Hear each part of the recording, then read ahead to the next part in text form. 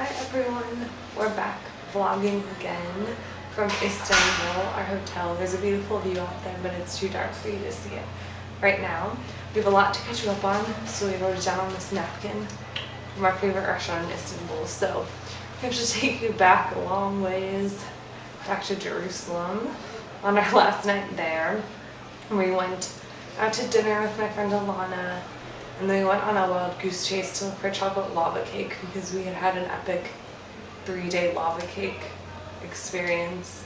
The first night we went out in Jerusalem, we went to this great Italian restaurant and both of us wanted our own chocolate lava cakes for dessert, obviously. Yeah.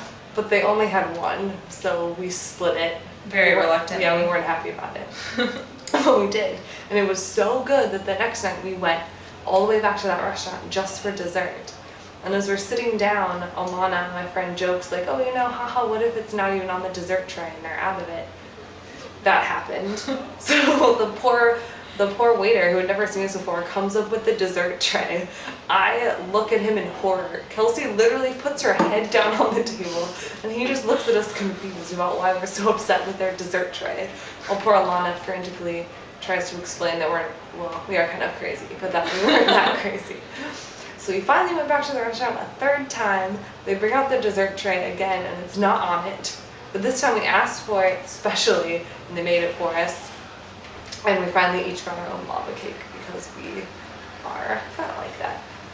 So that was pretty much the only eventful thing from that. Oh no, it wasn't. No, Kelsey will tell you about the other thing. Then we get back to our apartment and Alana is supposed to meet us there. And she knocks on the door and as she comes in, also in slow motion, I see this huge cockroach come in with her. I try to stop it, but it really wanted to come into our apartment. And apparently that really ushered in the rest of the cockroaches that were hiding in our apartment somewhere.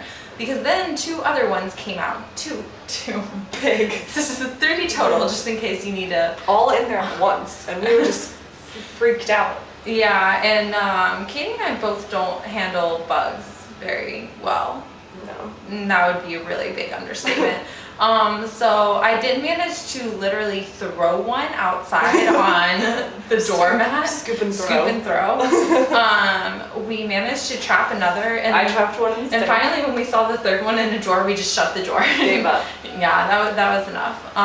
Crawled into bed and hid. So with that, that's pretty traumatic couple last hours in Jerusalem, really. So we weren't sad to leave. Yeah, no, not at all. And we pulled out an Olsen movie, which we'll talk about later. We'll come back to. Don't worry. It's a recurring theme. The next day we just took the bus to Tel Aviv, which was really easy in comparison to our other travel days in Israel, which we'll also talk more about. We got there, checked into our hostel, which was nice. Took an evening swim in the beautiful waters. And then my friend Alana came down to meet us there. And then we were gonna go out in Tel Aviv, the big party club town in Israel, but it was some kind of holiday. It was a holiday about the destruction of the temple, so everything was closed except for like one beach hookah place that we went to for a little while before walking home with our cockroach friends. They're also in Tel Aviv. To our hostel. Anything you want to add to that night? No. Yeah, that was it. We just have really bad luck when it comes to Israel, apparently. Yeah. We got there on Shabbat, everything was closed. Ramadan, couldn't go on Dome of the Rock, that was closed. Want to go out? Too bad, can't. We were trying to spend our money. I was really, you wouldn't even let us. So that was kind of a fail. So the next day we just woke up and we went to brunch, which we had been looking forward to, and it was so good. They just had like a bunch of bagels and breakfast sandwiches and general deliciousness. Really good coffee drinks. Yes. It was good. It was good. It reminded me of home.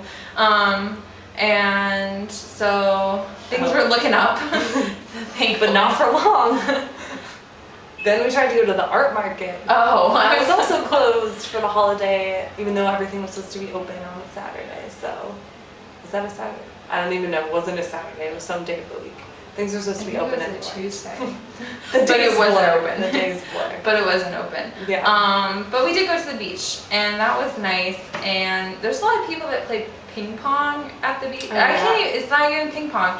It's just hitting a ball back and forth On to each wooden other paddles. on wooden paddles. We saw 2 guys playing it for literally 3 hours. The entire time we were there. There were no hint of stopping. None.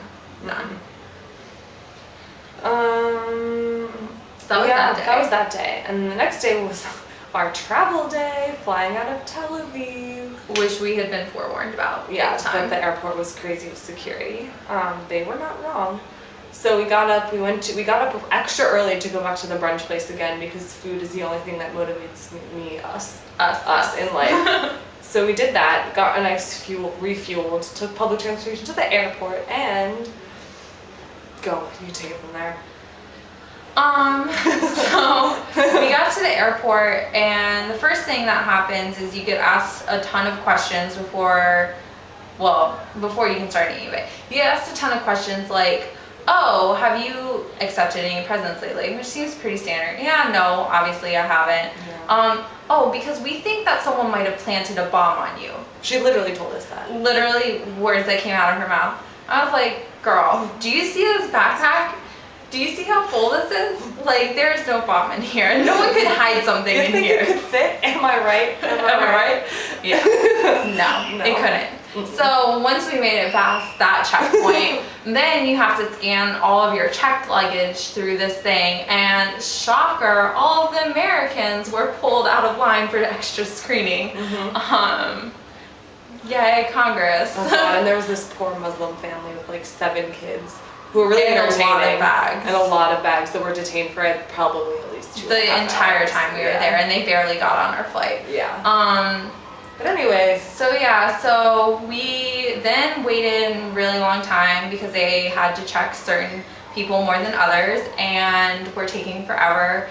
And so finally we got our bags checked. No, wait, while we were in line, we watched them pull 3 or 4 people out of line to go on through without getting their bags checked. And none of them were blonde hair and blue-eyed. That's all I will say. So they got to go through, but we still had to wait for extra security. Yeah, all the Americans had to wait for extra security. You kind of look at people's passports when you're standing there for a while. Yeah. So then we both got pulled separately, and considering I have darker hair than Katie, I barely got my bag checked at all, which was really nice because I had like a full-out Arabic newspaper in there covering the Egyptian coup. So I'm pretty sure that wouldn't have gone over well. I just had a lot of dirty underwear that they wanted, like, individually, practically, so that's fine for them if that's what they want to do. But we got through. Thankfully. Yeah. And so then we get through, and they're like, oh, actually, we're going to hold on to your bags because check-in, like, the airport's closed right now. Because the plane had an emergency landing.